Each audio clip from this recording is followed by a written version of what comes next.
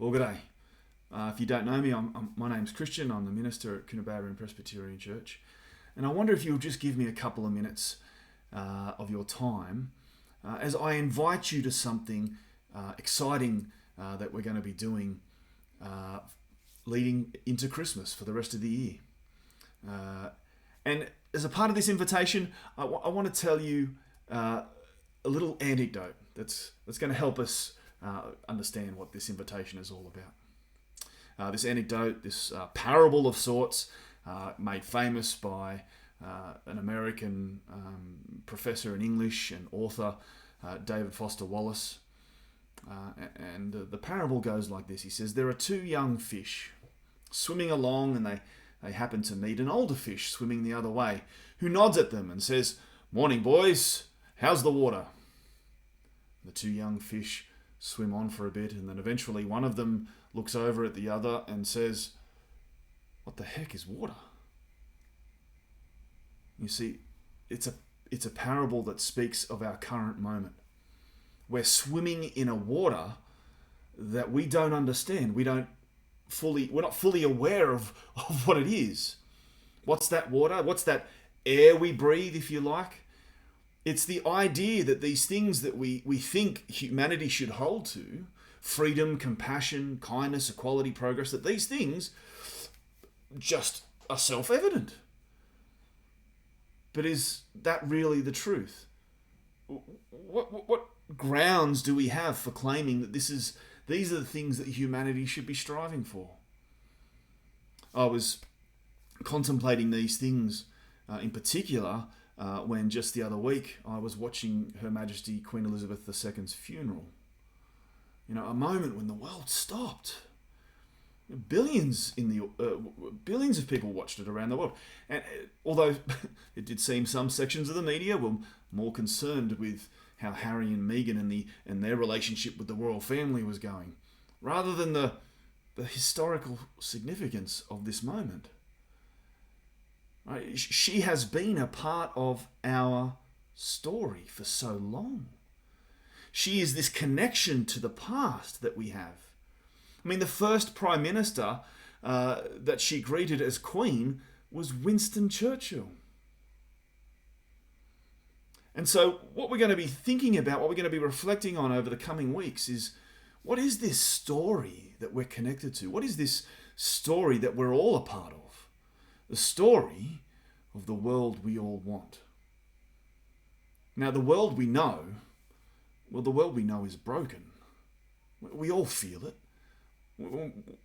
You can't check the news headlines and not seriously admit that there's something wrong. This is not the way it's meant to be. And that at some level, we all understand that there is this world that we want a world with freedom, that we want a world with compassion and kindness and equality, where humanity progresses and grows and becomes more loving, more kind, more compassionate. A world where we can know who we are, we know what life is truly about, where we can know the truth. And often what gives voice to these things is the stories we believe.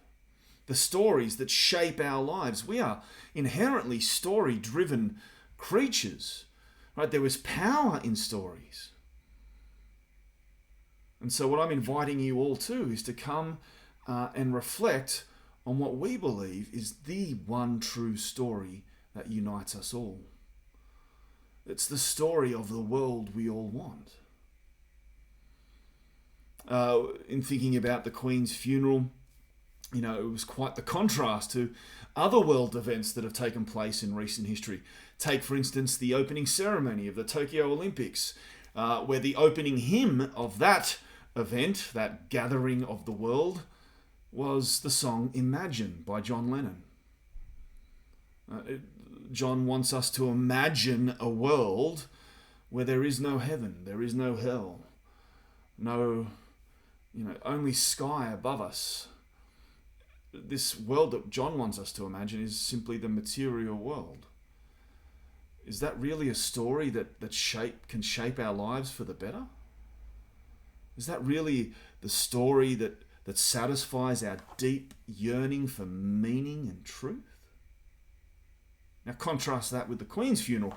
Right? The world stopped, billions were watching, and they heard once again the oldest of stories. Not the imagination of some dead beetle, but the story that the Bible tells, that recounts the history of humanity. Right? The Bible offers us a different story, the true story of the good God who created the world, who created you and me in it. And that was reflected in the Queen's funeral, right? In words spoken, in the Bible passages that were read, in the hymns that were sung, right? This is the greatest story that has been woven into history. And it has a conclusion. It has this hope of this world that we all yearn for. That one day, the final funeral in the world will actually be conducted. And then there will be no more funerals. Funerals will be a distant memory of eternity past. A world where there is complete freedom, not as the world defines it, but as God defines it. A world of compassion and love and kindness and equality. You are part of a bigger story than just the 70 or 80 years you might live in this life, here and now. A story that is about the world we all want. The world previewed and promised in Jesus. So beginning on the 10th of October, we're going to start this series and look at the grand story of the Bible. We're going to go from the start to the end over about 10 weeks. There's a little bit of a 2-week break in between. But come for a Sunday, come for all the Sundays. You're always welcome to come. We invite people who are believers and skeptics alike, that they can come and engage with what the Bible teaches, and feel free to ask questions. This is the story that we at the Presbyterian Church want to help people understand, the story that we're all a part of. We would love to see you there. God bless.